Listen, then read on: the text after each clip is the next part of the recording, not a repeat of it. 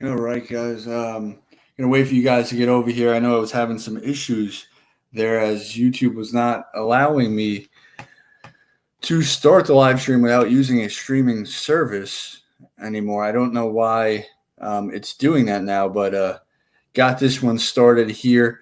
So we'll wait to see when we can get some people over here. I am going to send it out to everybody. So we'll wait.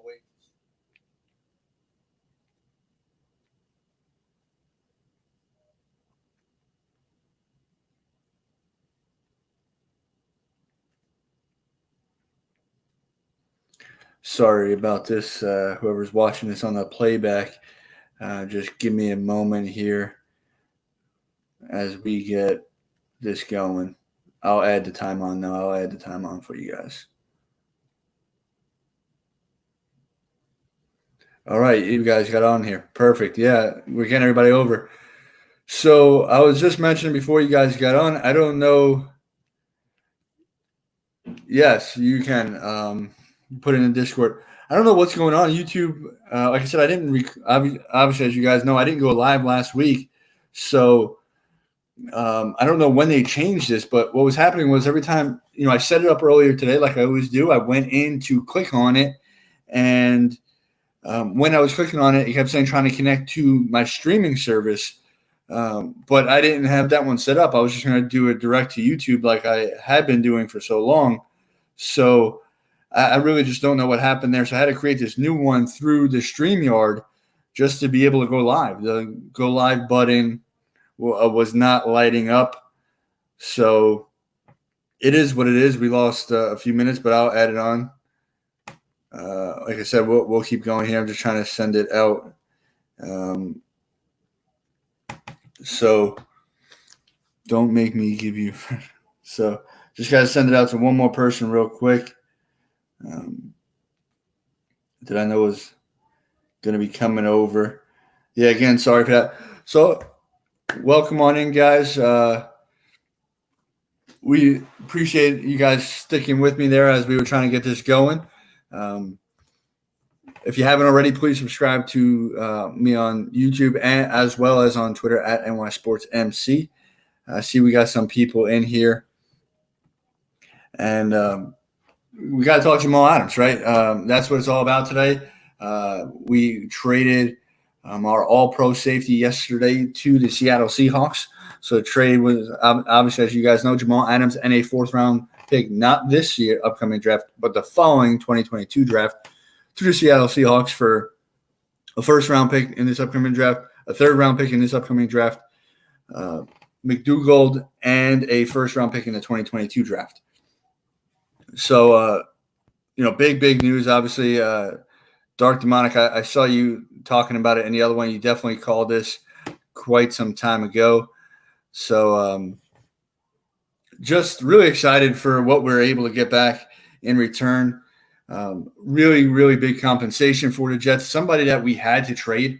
It came down to the point where I would have loved to see him obviously play the whole career. He is a very good player, all pro caliber player. But you can't have somebody that's going to be that much of a distraction on the team. He proved throughout it that he was all about the team. All about himself. I'm sorry. So that he had to go. I think where I was kind of at with him was he kind of stirred everything up quite a bit. And then, you didn't hear from him for a while. And then I was like, maybe, somebody got in his ear, told him to calm it down. Maybe they told him that, when they make him a deal, I was like, all right, I could kind of see it maybe smoothing over. But then what was it, 2 days ago now at this point, when he came out and just completely bashed Gase and Joe Douglas and the whole organization, you knew that was the final straw and that he was going to be gone pretty quick.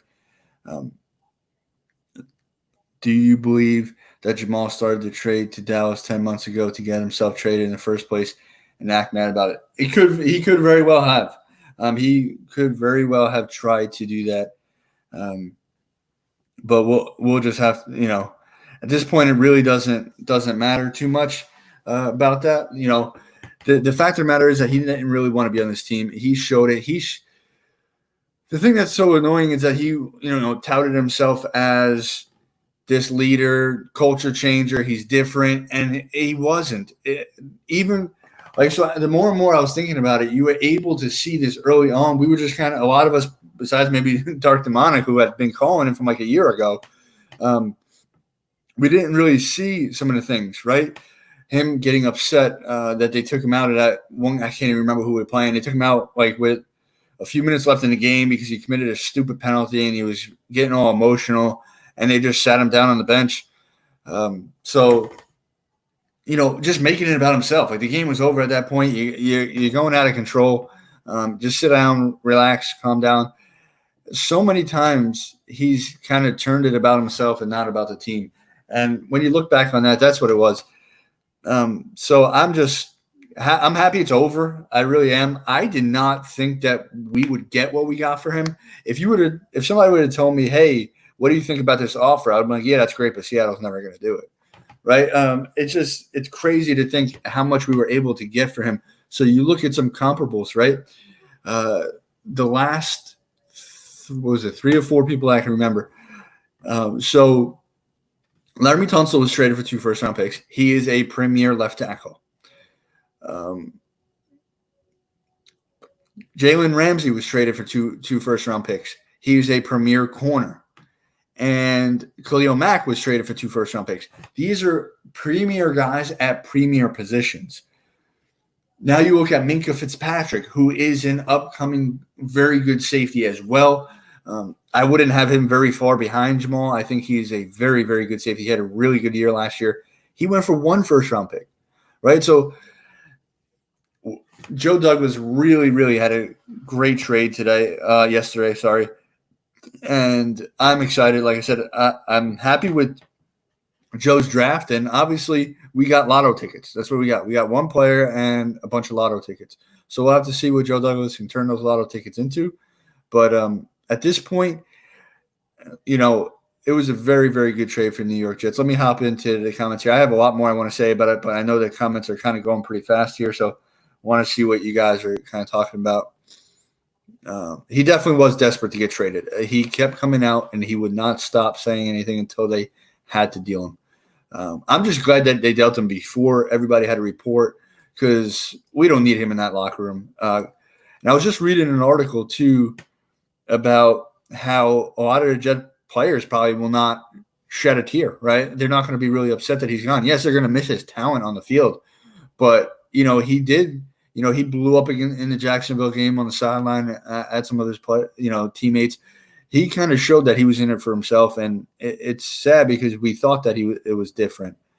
So, GC postgame last season, he was always sour post. Yeah, and like I said, always would make it about himself. That was the biggest thing.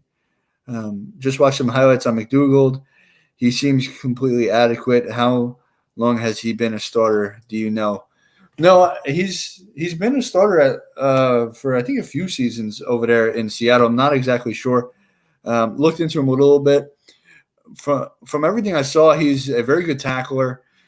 He can kind of play all over. I think he is going to be, a very good fill-in for Jamal Adams. Obviously, he's not going to be as good as Jamal Adams. They would have never made the trade if that was the case. But the thing is, you don't need the best safeties in the league to win.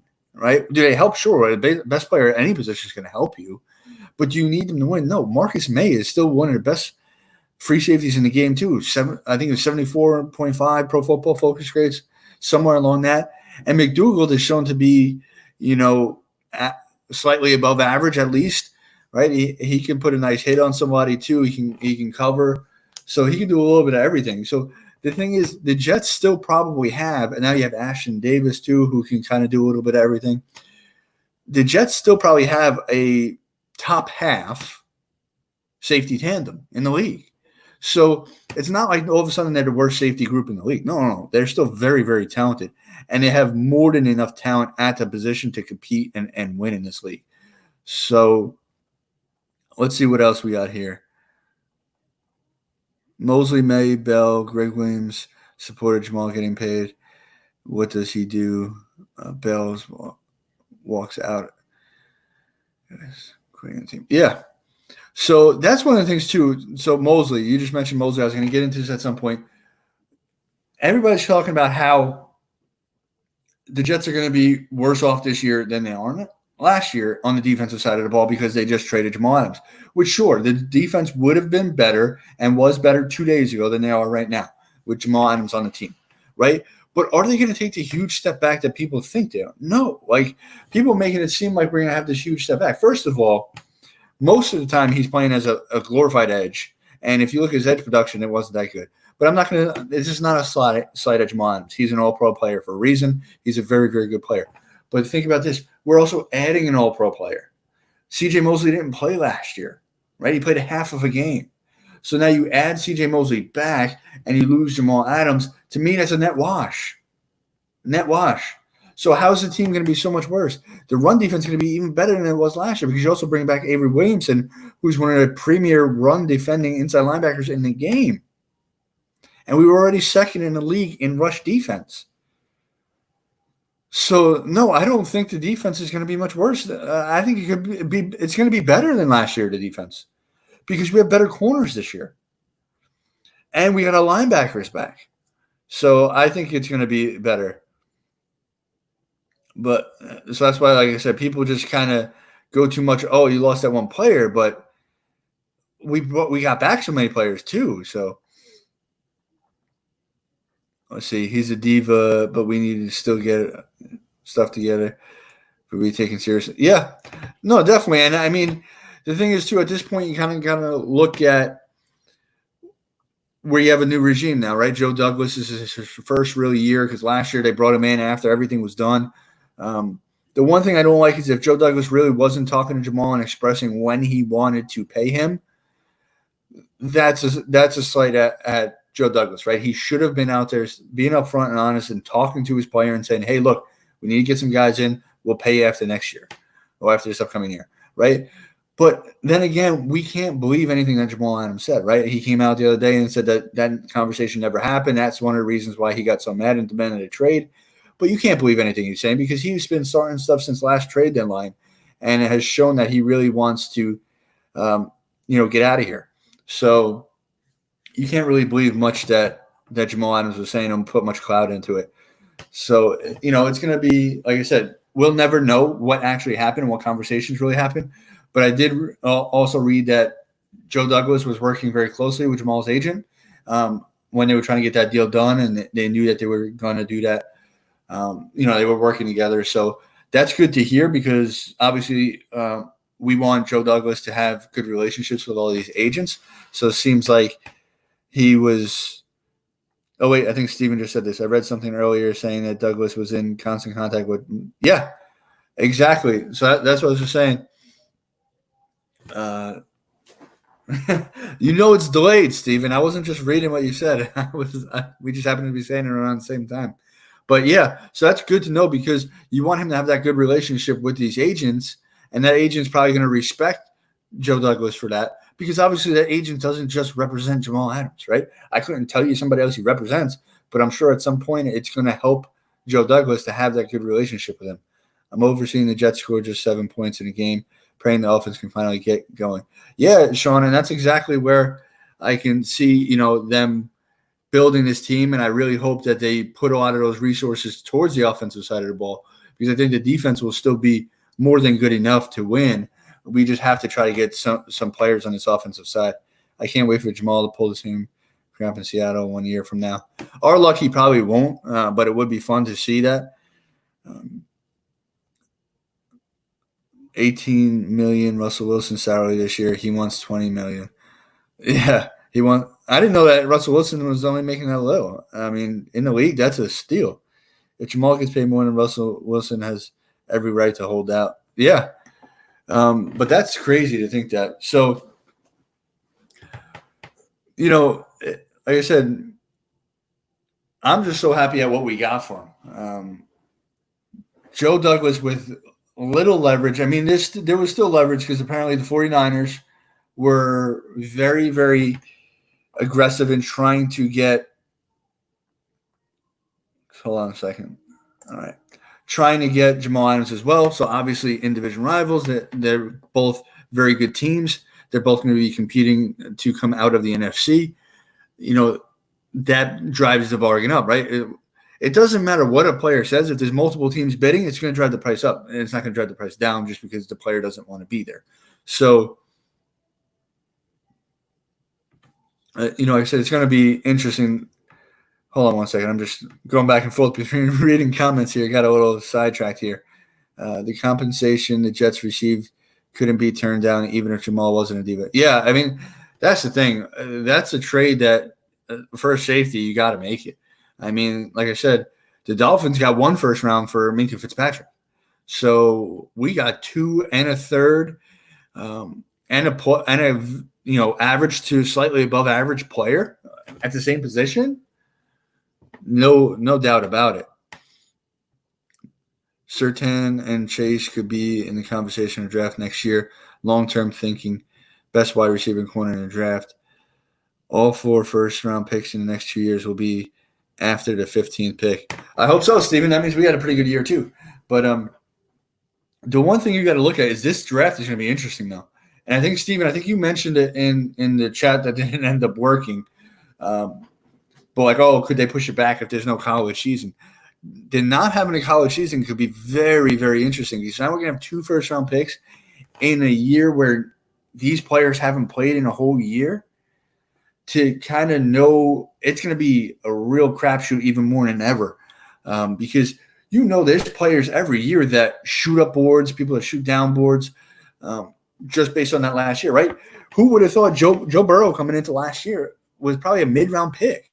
Then he goes number 1 overall because he had a great, great year and really developed this last year. Mekhi Becton, right? Our starting left tackle. He was not projected to be a top first-round pick until probably halfway, a little more than halfway, maybe even after the season. So it's going to be very, very interesting to see what happens with the draft. But I'm very confident in the fact that Joe Douglas is going to be the man making those picks because he did come up from a scout background and has that, ability and shown, so far. I really like what he did in the draft this past year. We have to obviously see. You can't really grade a draft for a few years. But somebody was saying, the people that are trying to say that we lost the trade, right? Oh, well, Seattle's always in the playoffs. They're going to be competing for the Super Bowl now. You're going to be in the late 20s. Look at where Joe Douglas has come from. The Ravens, the Eagles, right? These teams are really good. And when the Eagles were there, when they won the Super Bowl, when they were competing in the playoffs as well, Joe Douglas was a scout for the Ravens when the Ravens are always in contention for the playoffs or in the playoffs, right? So Joe Douglas has a lot of experience drafting in the later part of the first round and scouting for those players in the later part. So I got no issues with where we're drafting. I think that Joe Douglas is made for that, and he knows exactly what he's trying to do.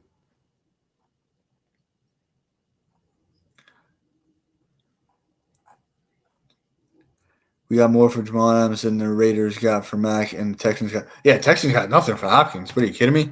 What is it, a second-round pick and a washed-up running back? That was a horrible trade. That was probably one of the worst trades I've seen in a while. What do you think about moving one of the picks we just received for Yannick Ngakoue? So, Chincho, should we move one of the picks for Yannick Ngakoue? So I'm not as high on Yannick Ngakoue as a lot of other people. I wouldn't use one of those picks. I mean, I would use maybe a second-round pick because now I got an extra first. But no, I just don't think he's worth a first. I don't. I mean, he was on a team called Saxonville and was never one of the top sack guys in the league, right? So you guys know me by this, right? Whenever I talk about Clowney, Leo, all these guys, when you're on a team and you're not the premier guy, you have another guy who's drawing attention, and you still can't put up elite numbers, what makes you think you're going to do it when you were the guy on a team? So Yannick, to me, I mean, could he develop into that? Sure. He's right on the cusp, right? He's right there. But he had Calais Campbell, right? Josh Allen last year was a very good edge rusher. I know he's situational in his first year, but he had all these other guys to help take away attention and still wasn't putting up like top sack numbers. So would I give up a first round or a first round plus and then pay him what he wants to get paid? Absolutely not. Absolutely not. I do not want to give up draft capital and big money for people who are not elite. And we're not in that position yet to go out and do something like that, right? People that do that are the people that are like one player away. I would not want to do that. I'd rather keep the picks and go out there. And look, even Steven St. Jackson won't take just a first rounder. I wouldn't give you a first rounder. So I guess my answer would be no then. So it's like I said, I'm just not as sold on Yannick as a lot of other people. So I would not, unless their price came down quite a bit. The next two drafts will be fun to watch. We'll feast like kings. Yeah. It's going to be interesting. It's going to be fun to do mock drafts. It's going to be fun to look at mock drafts with us having 2 picks in the first round. It's going to be fun to think of different ideas. Could they trade up? Could they trade back? And, they'll have a lot of flexibility. I hope they move into the top 5 and get Jamar Chase or Surtain Jr. Yeah, if we get either one of those guys, that would be amazing. Jamar Chase and Mims would be a really good wide receiver tandem, and Surtain would be a stud corner for us. So that's the thing, right? He's got 2 shots in the first round, a third-round pick. If he can pick up an above-average edge rusher, corner, wide receiver, offensive lineman, any one of those, above average. They don't have to be all pro. Above average. We won the trade because we got an above average player at a more premium position. And that's what we need. Right? So that's why I'm saying I love the shots that we're going to be able to get to make this trade really better. And we're saving money too. So what you got to factor in, not only do we get 2 first round, a third round pick, a safety that can play right now, but we also saved all that money, right? So if Jamal wasn't acting like a diva and doing all that stuff and forcing his way out, we would have paid him after this year. I guarantee you that. We would have paid him after this upcoming year. So now we're going to save that, 15 to 20 million, right? Some people are saying 20 million. I think that was a little, aggressive. I don't think he would have got that. But you're saving all that money. You can go out and spend that on somebody else, right? So now look at this, right? We saved the Jamal money, right? And what's his name? Come on now. Hold on. It's killing me that I can't think of his name right now. Joe Thuney, right? So we saved all that money from Jamal. Joe Thuney becomes available next year because now his franchise tag's up, and I highly doubt the New England will franchise tag him again. Apparently, they only franchise tagged him because they thought he was going to come to the Jets. So let's say we go out and we sign Joe Thuney. Joe Thuney would not cost even as much as Jamal wanted. So now we use the money from Jamal, and we get a all-pro guard plus 2 first-round picks in a third and a comparable safety.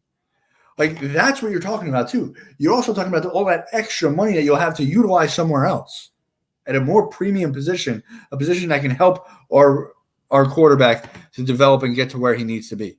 So, like I said, there's a lot of different ways that they can go here. It goes beyond what we received back in the trade because we have so much more flexibility moving forward. Let's see what else we got here. Give up 2 first rounders to move up for the one of those guys. Guess what? We have 2 first rounders next year. Yeah. I mean, I wouldn't want to do that. Like I said, we need quite a few people. So I don't know if I'd want to give up the 2 to move all the way to the top of the pick. But we'd have to see really who it is.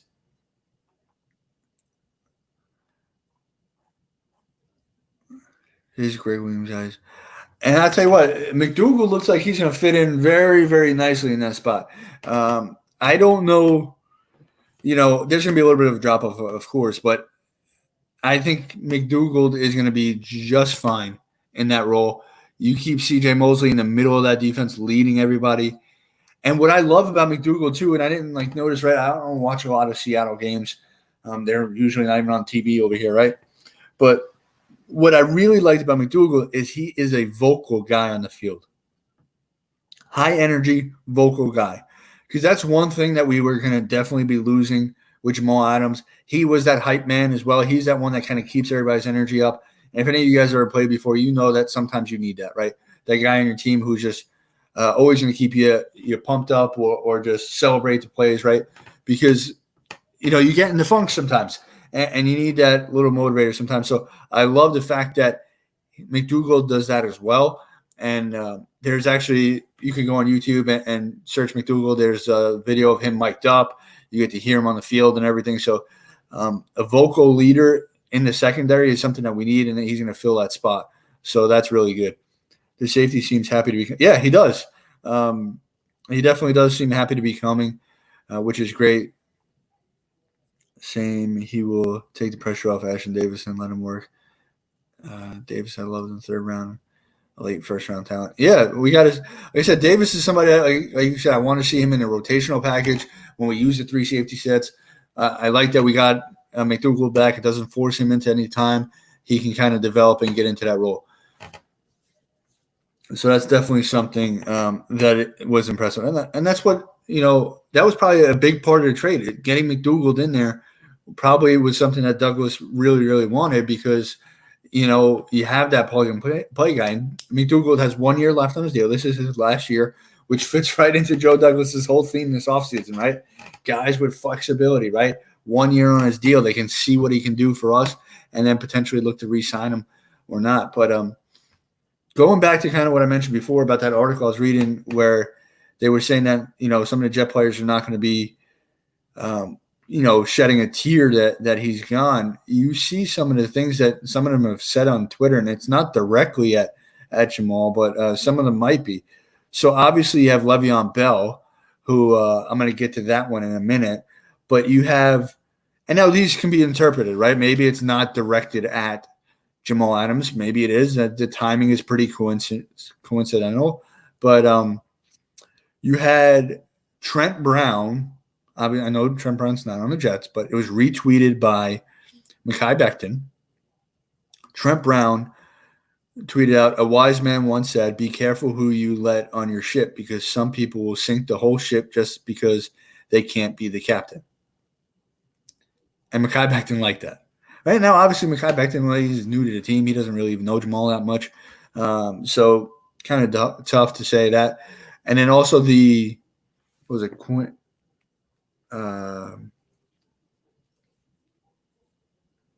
new corner that we traded the 6th round pick for, he came out and said something like, not going to let you get clout. And then Bell came out and pretty much said Jamal made all this noise trying to recruit me over, talking all this big game, and now he don't even believe what he's saying. Then Jamal said, "I'll see you week 14." And Le'Veon Bell pretty much laughed at him and said, if that's supposed to be a threat, that's pretty much funny. So you see these guys, maybe they were sick and tired of him. So Bell has been nothing. I'll tell you what, I always liked Bell's game. And I always said, too, that, I didn't think what Bell did in Pittsburgh was that bad, right? I always thought it was more Big Ben and more Antonio Brown, which we obviously saw how crazy Antonio Brown was. People would get mad at Bell. I'm like, Bell just wants his money, right? Bell had played out his contract. Bell was now on a franchise tag for 2 years in a row, right? He just wanted that long-term commitment. And he actually played out his deal, unlike Jamal, who wanted to get it 2 years early, right? So it's not like he was really doing, so much of a distraction. He just wanted, security. So you can't really be mad at Bell for that. And Bell has been nothing but an outstanding person since he came. He says all the right things. He had been given plenty of opportunity to shoot a shot and talk bad about the Jets or Adam Gase or the offensive line. So if you guys did not see the Hot 97 video with Le'Veon Bell, look that up after this.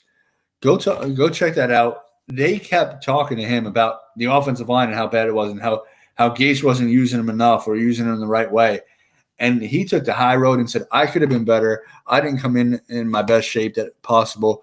I'm not going to let that happen again. Really, really that's a leader. That's a leader right there.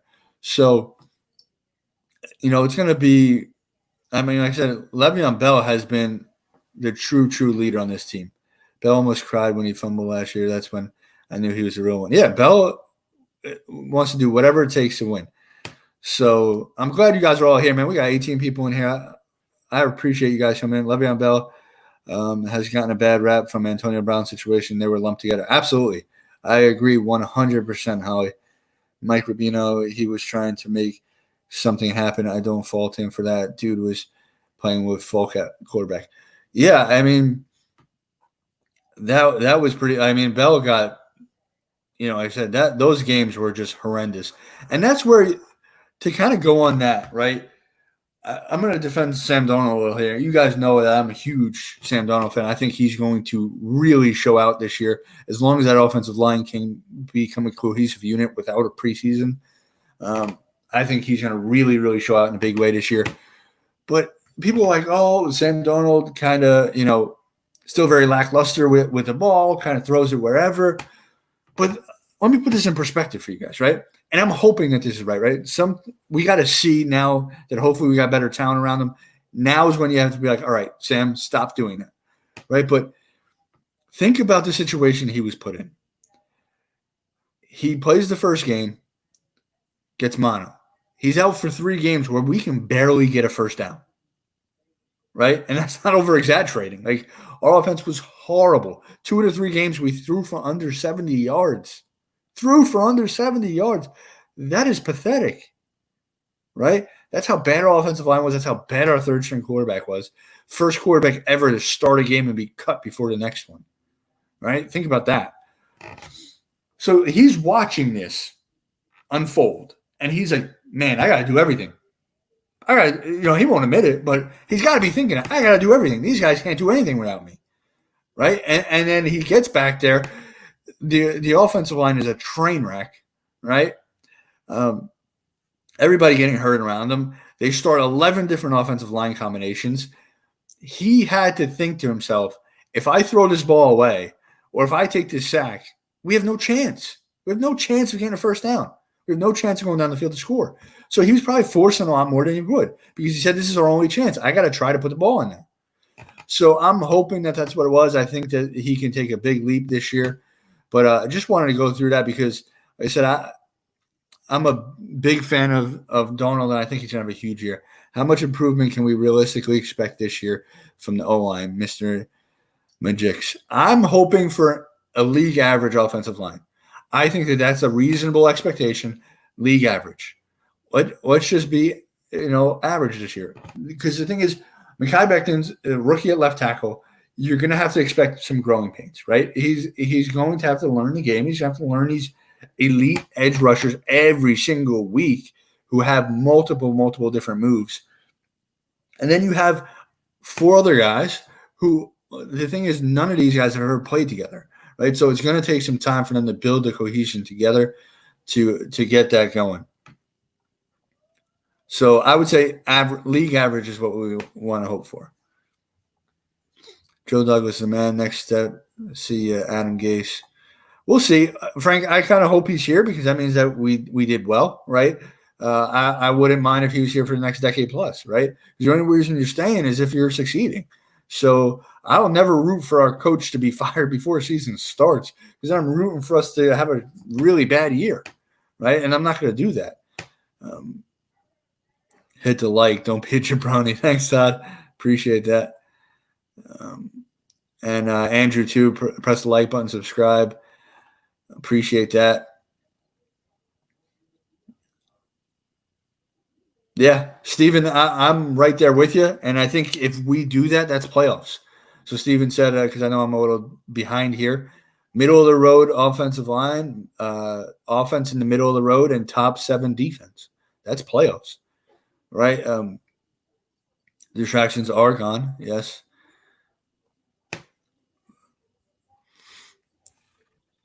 I don't see a much better O-line this year. The unit will have no chemistry going in next year, assuming they stay healthy. I expect them to be above average. Yeah, but granted, no chemistry in games, but they're obviously still going to be practicing. So they're going to have more practice time because they're not going to be prepping for preseason games and doing things like that. So, and you can get more reps in a practice than you would in a game. It's just obviously game reps are better than practice, but they'll be able to. The great thing, what gives me confidence with this offensive line is the fact that Greg Williams is a defensive coordinator. So what do I mean by that, right? Well, what does a defensive coordinator got to do with our offensive line? Well, they're going to be playing up against each other, and Greg Williams knows how to use multiple fronts. He will be aggressive, right? He's going to throw a lot at them. They're going to be playing ones-on-ones at times, right? So Greg Williams is going to throw a lot at this offensive line, and that is going to help them to build that cohesion a little bit quicker than if he wasn't there. So we have to see. That's going to be the biggest tell on where this season goes for the Jets, that offensive line. The faster they can build together and work together, the better off we're going to be. I used to play corner. I'm not happy with our corners. Yeah, I'm not either, Todd. I think they're better than last year, though. I mean, Darryl Roberts and Tremaine Johnson were just complete wastes. And then everybody else is pretty much back after those two. And then you bring in Desir. You have Hall, who we drafted. So the corners have got to be better than they were last year. Do you see the Giants sign Catanzaro? He couldn't. Yeah, Catanzaro. I mean, like I said, he was. You could go worse. You could have Vedvik, right? I would have rather had Catanzaro. With Catanzaro, we probably win week 1 against the Bills. But yeah, he's not that good. But they need somebody. I don't know who else is still available. But their kicker, he'll never play again probably. No, definitely not. They definitely got to bring in somebody else to compete with them.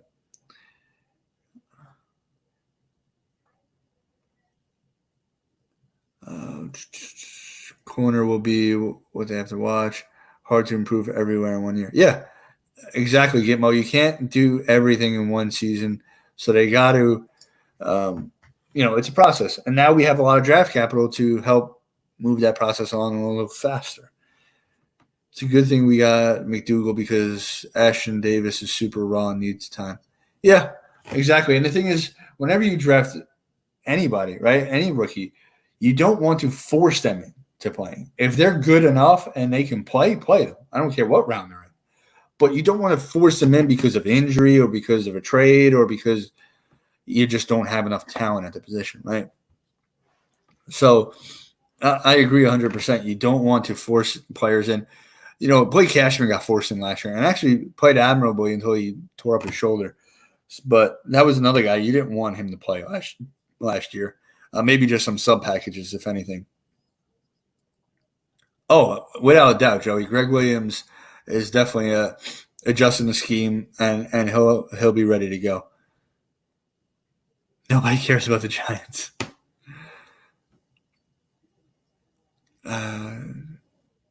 Marcus Holman breakdown with Davis. I should have taken Xavier McKinney. Okay, here we go again. What are we going to do with the 100 linebackers? I don't know, Andrew. We'll see. I know those are your two questions, Andrew. The linebackers and the kickers. What are we doing? But no, the linebackers, like I said, I think that they want to see how healthy Williamson is. And then they're gonna be rotating all these guys in. I think that between Burgess and Hewitt, one of them is not going to make the team. At least one of them, maybe both of them, because if we go to a 4-3, they're probably both not, right? But you got to bring people in. Give us some depth there. Still some free agent safeties available. Will one be brought in? I don't think so, Gitmo Bob, because we did get McDougal, so we're right there in the same spot. So you have McDougal, you have May, you have Davis, and then we have that other guy that we got from the Colts too. I forget his name right now off the top of my head. I would have loved to bring Rontez Miles back because I really like Rontez Miles. He's a good special teamer too, but sounds like that may not. No, you're good, Andrew. You don't have to say sorry. I just like to joke around, man. Joe Douglas appears to be a serious GM. He has positioned us for long-term success with the additional extra first-round picks. It'll be interesting to see what he does with 2021. Absolutely, Holly. And that's what I was saying. And the thing is, the 2021 draft, he's got those 2 picks. If he hits on one of those 2 picks, we could potentially win the trade right there, right? So it's going to be interesting. 100 pounds and 50 corner, 100 linebacker, 100 pounds, 100 linebackers and 50 corners. It'll be interesting with the new roster rules. Yeah, it's going to be tough for some of those guys, especially like the corners. Like I know people. I read something that said Lamar Jackson was our best undrafted free agent. I don't think so. I think it's tough. Um, but like Lamar Jackson, he's gonna have a hard time making this team, especially in this offseason now, because there's just so many corners. It's gonna be hard to get practice time. Yeah, 4 first-round picks in 2 years plus 3 third rounders. Yeah. Um, and like I said, we still have our 4th round pick for this upcoming year. So this upcoming year, we still have all of our picks plus the extra first and the extra third.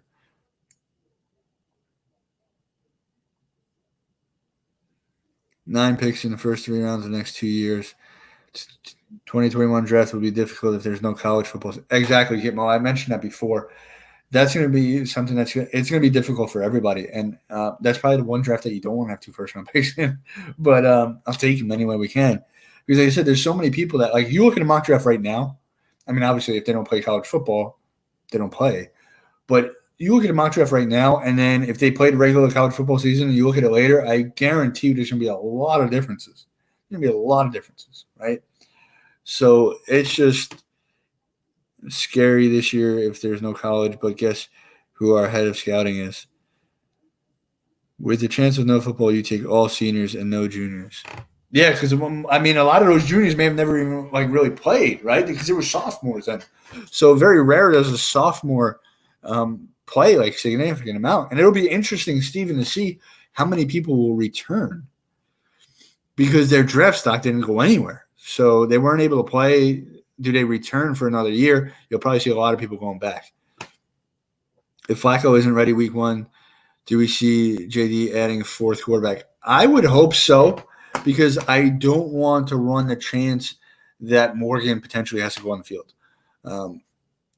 So that's not an ideal situation. Obviously, we hope that Sam Darnold plays every snap and it's not an issue, but we don't want to be put in that situation where that could happen.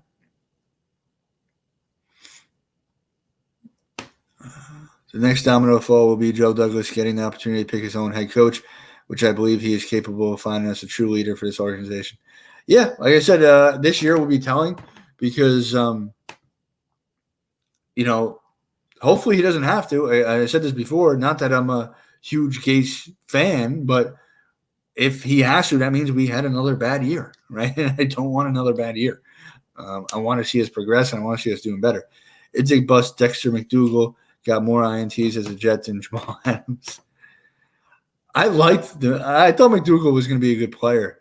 I didn't think he was going to be elite, but I thought he was going to be like a pretty good slot corner. I do remember him. By the mid-end first round, we will know who's who. That draft was horrendous, though. The draft that we had drafted McDougal, we had like 12, 13 picks, and they were all horrible. The only one that was halfway decent was Anuma, but he can't stay healthy. That was we got prior. That was the year we drafted Jalen Sanders and the other wide receiver. We drafted the 2 wide receivers in the 4th round, and they both were horrible. Shaq Evans. No, it wasn't Jalen. Was it Jalen Sanders? Maybe. We drafted 2 wide receivers that turned out to be no good. So that draft was horrendous. Saw a stat where Jamal lined up for all his snaps. He was a linebacker twice as much as anything else. Yeah. And that's the thing. So if you want to fact him as a linebacker, then he was not elite, right? He was not an elite outside linebacker. Jamal is a heck of a box, strong safety, but in coverage, he's good at best, not elite.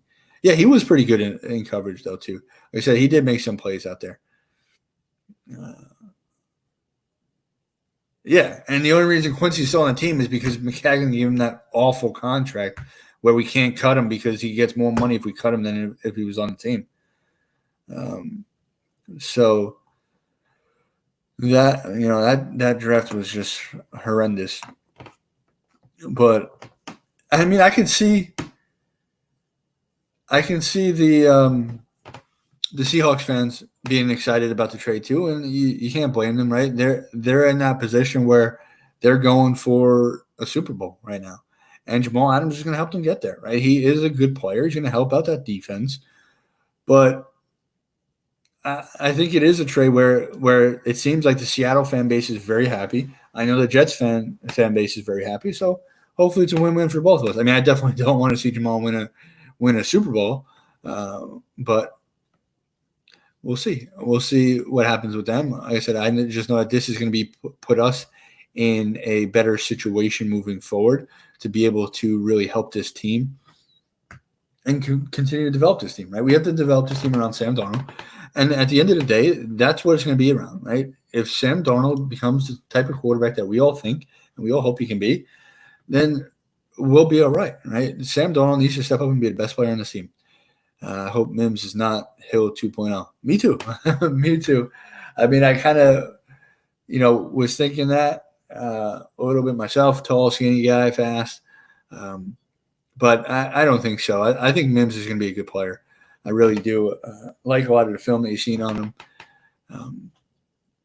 I was surprised, like a lot of other Jet fans, that we did not go out and get a second wide receiver in this draft class. That is something I thought we were going to do, but it'll be interesting to see if we bring in another. I think we could bring in a different wide receiver. Especially if we get an injury, I think they'll be bringing somebody in, but. Because right now you look at the wide receiver crew, you have Perryman, Mims, Crowder, Dotson, Vincent Smith, Berrios, and I think that's really – you got Jeff Smith, but he's not going to make the team. Leaving the door open for Jamar Chase. Yeah, they say that this wide receiver class is supposed to be pretty good as well, but obviously, like we mentioned, it's going to be hard to evaluate talent when there could be no season, right? So think about it. How many picks are there in the draft? So there's, what was it, like 150? Oh, no, like 250, 254? So 254 players that played significant amount of time last year are now gone. So, and there's no season to see any of the people that are replacing them. So I would love to see, like, if people do take chances on players who really don't have a lot of playing experience. And if those players will even come out, like I mentioned, there's a very good chance that you see a lot of people go back. He would be the most talented wide receiver we drafted. That's why I wanted McKinney, and then could have snagged Golden. McKinney, wasn't he gone before we picked? Didn't the Giants take him before we had our pick in the second round? With the roster going to 80 instead of 90 for camp, who do you see not making it? I'd have to look at the 90 man. Let me pull it up for you. Jets roster.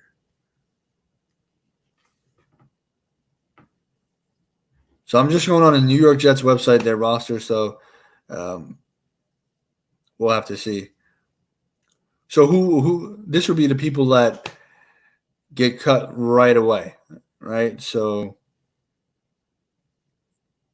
BJ Bello might be on his way out, that million linebacker scenario that we were talking about. George Campbell, undrafted wide receiver, he could be right out the door. Trent Cannon, maybe. Chesson, there's some people in here that are just,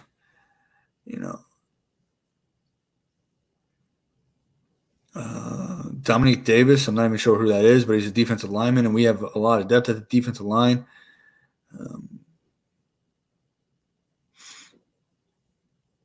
Let's see, who else? One of the kickers can go. Cannon's still on the roster.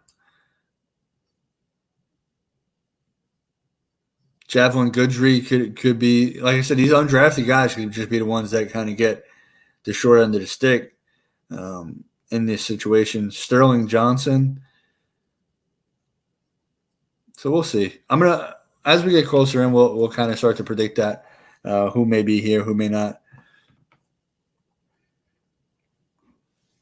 I think Jeff Smith is going to be gone. I was never a big fan of him. Barrios is a Gage guy. Yeah, I can see Barrios not making the team. Though. Like I said, if he loses the return man jobs, he didn't really show much as a wide receiver. So, Alex, what's going on? Thank you for stopping in, man. Appreciate it. I hope they keep Huff and Cager. I want Huff and Cager to make the team. Hilbers is another one, too, because we don't have a lot of tackle depth. If you look at it, I would be all for bringing in another tackle because I don't like the options behind Becton and Fant. I mean, you have Adoga, and then who else? McDermott? No, he's no good. You know, who's our best kick punt returner? So we have a lot of them this year. That's gonna be a big battle. I think Vincent Smith showed that he could do well. Ashton Davis, P. Ryan also returned some kicks in college. Barrios obviously has returned kicks in the past. So it's going to be interesting. There's going to be a lot of people competing for those spots. That's why I said that Barrios could lose his roster spot because there's a lot of people gunning for his return. I liked Vincent Smith. I love those people with that great speed. Used to love Cromartie back there because Cromartie just had that speed and he would just hit it and go. I don't like when the people try to dance around too much back there. Just hit it, go, get as much as you can. If you bust it, you bust it. Do you think the extra first-round picks and most likely additional compensatory picks for 21, how soon will we be strong enough to compete for a playoff spot? Holly, call me optimistic, call me a homer, but I don't see why we can't compete for a spot right now. Will we get it? Who knows? But can we compete for it? Absolutely. If this offensive line is league average, we'll be competing for a playoff spot this year. So look at it, Holly. Everybody's saying that the Bills are like this foregone they're going to win the division, right? Maybe not saying as much now with Cam Newton in New England, which I'm not very high on Cam Newton anymore. The last time we saw him, his shoulder was a complete wreck, and he can barely throw the ball. But they have the Bills, right, all the way up there, right? But week one, when we were healthy, we had them up against the ropes. And if Mosley doesn't go down, we win that game. Even with Mosley going down, if we have a competent kicker, we win that game. So, and then we're also 7-9. We were also 7-9 last year with like 30 injuries, right? We had so many people injured. And I don't want to hear this, oh, well, we beat the Bills in week 17 and get to 7-9. We could have been 6-10. We had the worst team in the league at the end of last year. With all the injuries, the type of players that we were trotting out there, that was our third and fourth and practice squad players. So I don't care that it was the Bills' backups because the Bills' backups were still better than most of those people that we had out there. So that's why I can see us competing right away. Like I said, competing and making two different things, I think we should be competing. I would be upset if we don't, especially if Sam Darnold's healthy all 16.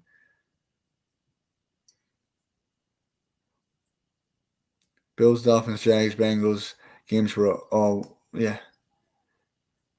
So the Bengals game, that was penalties. That was penalties. And then we just, in the beginning of that game, it's all about momentum. I don't care who you play. It's all about momentum. You lose that momentum, things start to snowball. In the beginning of that Bengals game, every time we had a decent play, penalty. Anytime we're about to come up with a stop, penalty. Go back and watch it. There were so many holding penalties on both sides of the ball. Defensive holding, offensive holding. We could not get anything going that game. And that really cost us. And that's why Joe Douglas went out and signed all these people with 1 or 0 penalties. He understood what happened, and we have to get more discipline and better players out on that field. $20 Sam gets Corona first week. Hopefully not. Adam Gates play calling was so trash. Penalties. No doubt Jets mess. Something is going to happen. It wouldn't be the Jets season without something derailing. Yeah, I mean, we're going to get into the name and the curse. So Like I said, I'm still excited for this year. I'm excited even more for the future now. Like I said, Joe Douglas is now in a position where he can really, really shape the future. He can shape his team the way he wants to with this extra draft capital. Third time's a charm. And like I said, I've said this in the past. Joe Douglas, not only is he very competent at what he does, and he does a very good job, he brought in great talent around him. Rex Hogan, right? I can't think of the other guy's name, but he's got some really good people around him, and that means a lot. So I have all the faith in them moving forward in this upcoming drafts to continue to build this team. So Namath was not the real Super Bowl MVP. It was Snell. Namath just managed the game. Yeah, if you look back at Namath's stats, I mean, they weren't very impressive. But I know the game's a lot different now than it was then. But so great deal here. Anyone looking for Jets tickets this year? So one thing I did think of, I don't think we're going to do it, and I know we kind of mentioned it a little bit with Yannick Ngakoue, but could the Jets use some of this draft capital to make a trade for a player? Maybe it's not Yannick, maybe it's somebody else. Not really sure. So it'll be, like I said, we have to wait and see what Joe does. But he is now equipped with more ammunition to move around in the draft, or you move around and get players to really try to correct this team and get us in the direction that we need to go in. So I'm excited. I can't wait to see what this year has for the Jets. I think there's a lot of opportunity for growth from a lot of players this year. Like I said, just hoping we get a full 16. Nothing goes wrong. Baseball started out, so they're kind of leading the way here. Basketball is starting as well. Soccer has been playing in Europe, and I believe it started playing here again. So they got some other sports to kind of look at. They did hammer out the deal, so that's a non-issue anymore. So excited. They're supposed to report, I believe, tomorrow, rookies report. The one thing, though, that we've been talking about, right? Obviously, we've been talking a lot about Jamal Adams in the safety position. Ashton Davis, at least the last time I saw, I have not seen any updates. So if you guys have, let me know in the comments. But Ashton Davis, I believe, is still not signed. He is the only rookie that we have not signed yet. So we need to get him signed because he is not a player that we want to be missing practices or anything like that. So hopefully they get that deal. Jets signed third round pick. Oh, no, they did 3 days ago. Sorry. They signed him 3 days ago. I know he was the last person to sign.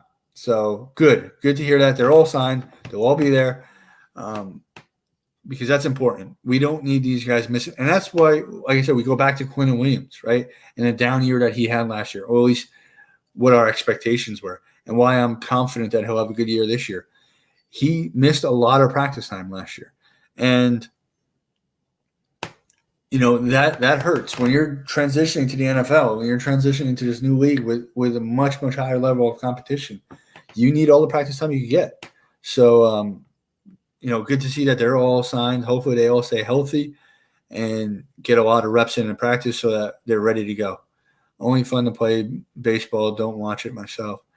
And held the grudge on the Jets ever since. He never talks about the Jets unless it's Super Bowl III.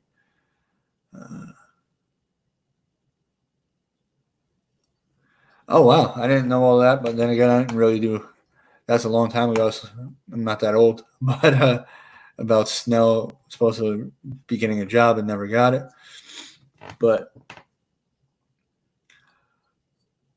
so, guys, I'm going to look to try to get some people on the show in the future. Again, I know that you guys enjoyed that. I've been in talks with some Jets YouTubers. I may be able to get Ryan on here. I was trying to get him on tonight, but he was not available. He said that he would like to come on one of the Sundays. So hopefully we get Ryan on here one Sunday. Also was talking to Long Beach Joe. So we're going to try to get our schedules together, and maybe I can get one of these guys to come on. But definitely excited. Like I said, as far as the channel, we'll probably just be back again next Sunday. If something comes up, I'll make a video, but not really much to talk about right now.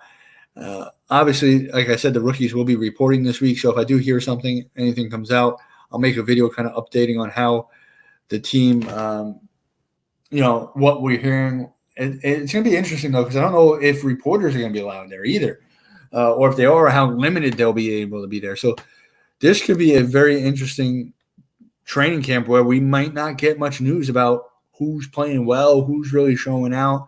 I mean, I'm sure that they'll still have press conferences with the coaches where they'll have to do Skype or something like that, or so maybe we'll hear some stuff from there. But it's always good to have them kind of there at the practice so they can say what their opinions are, because obviously they're watching the practices. So Matt, Ryan, Mike are my top 3 go-to Jets YouTubers. Oh, I appreciate that, Grant.